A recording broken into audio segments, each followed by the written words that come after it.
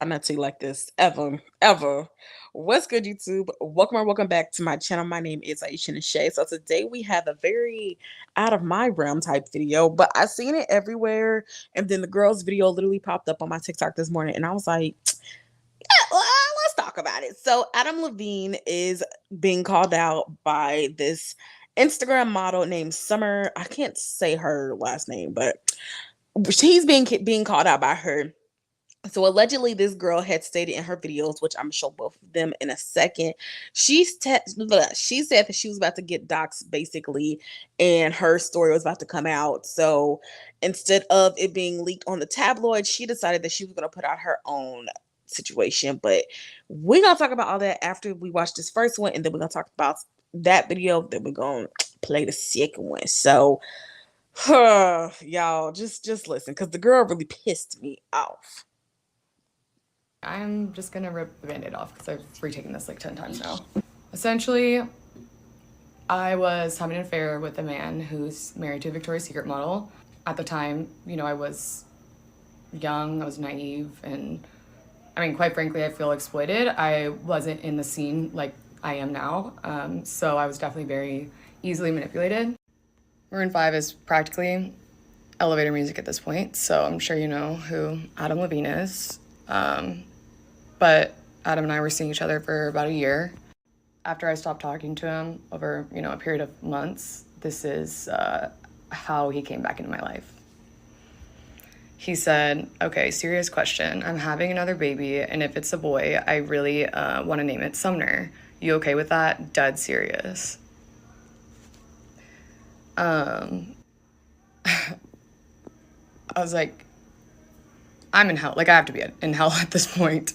I mean, my morals were unknowingly compromised. I was completely manipulated. I wanted to handle this privately. I never wanted to come forward because obviously I know the implications that come with doing what I do, making money the way I do, and being an Instagram model.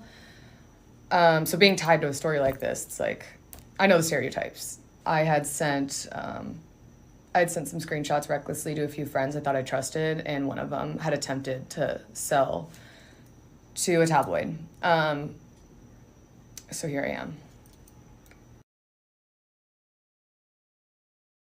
I'm just gonna Okay, so that was her first initial video, right? And in my head, y'all know, I be thinking about, I don't want to say the whole thing, but let's just break this down. So you start to really become, a part of the industry, and then you creep into this relationship with this married man. And in the relationship, he was telling you basically like, well, we gonna get to that part. He was basically telling her like, I'm gonna break up with my wife, da da da da da da. And it's just giving, he lied to you. Like, you were very much manipulated. He manipulated you, you were lied to.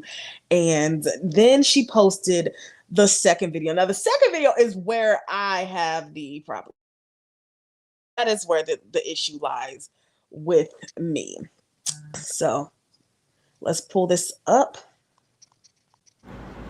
I just wanted to make a part two. I feel like it's obviously necessary. Hindsight is 2020.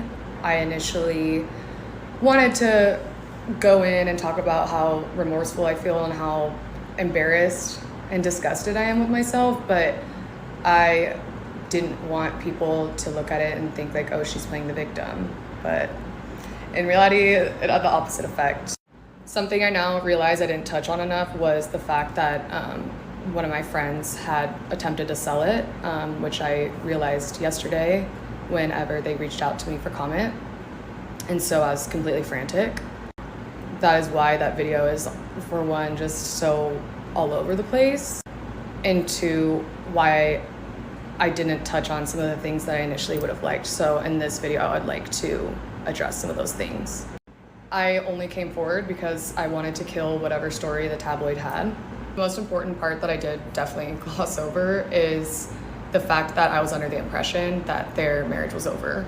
I believe that they were keeping it quiet to avoid the negative press because, as I had said, I was new to LA. So I just assumed that with celebrities of that caliber, that that's just how it was. And that's why I feel exploited, because he knew I believed everything that he said. because of my vulnerable position of being new to LA. Also, he was DMing me straight from his verified Instagram account. I didn't have any reason to further question it. But I now realize that that was likely a manipulation tactic of his, just hiding in plain sight. As soon as I had realized that was not the case, I had cut things off with him. In retrospect, I wish I would have questioned things more. I wish I wasn't so naive, but being naive is not an excuse for what I did in the role I played in this. Again, in no way was I trying to gain sympathy, and I fully realize I'm not the victim in this. I'm not the one who's really getting hurt here. It's Beati and her children, and for that, I'm so, so sorry. So a whole year went around, and instead of seeing them actually break up and split households and all that stuff, you continue to mess with this man. A full 365 gays days I'm expecting that this had went on, right?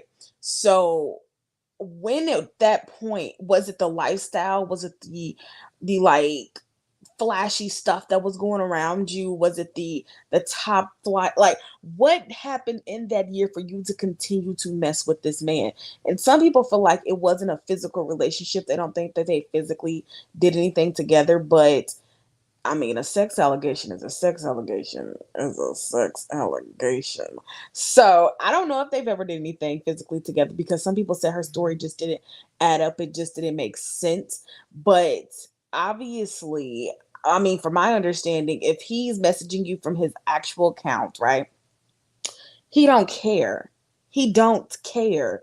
And I'm pretty sure you're not the first girl, and you're probably not gonna be the last girl. Like, for you to start to be in this industry, right? You kind of already know what's going on. Stories like this break all the freaking time. And I don't think that anyone is that naive where they're continuously messing with a married man, and instead of, reacting as if, oh no, let's not do that, I don't want to do that, you are connected to this woman, I don't want to part. And when you're not connected with her, then we can start something. But instead of letting that happen, you just, I was naive, I was naive. Now some may say my video is victim blaming, but she was no victim in this. Like, she was a willing participant, and she enjoyed her time while it was going. And for this man to then hit her up also, like, can I name my child after you? Like, what? But tell me what you guys think about this in the comment section down below. I feel like all parties are to blame. Adam is a disgusting pig, obviously, if this story is true, but I don't know. I don't know. She ain't asking for money. I saw somebody saying, well, maybe she wants money. She didn't ask for money. In her video, she didn't say nothing about money. So I guess we're going to see.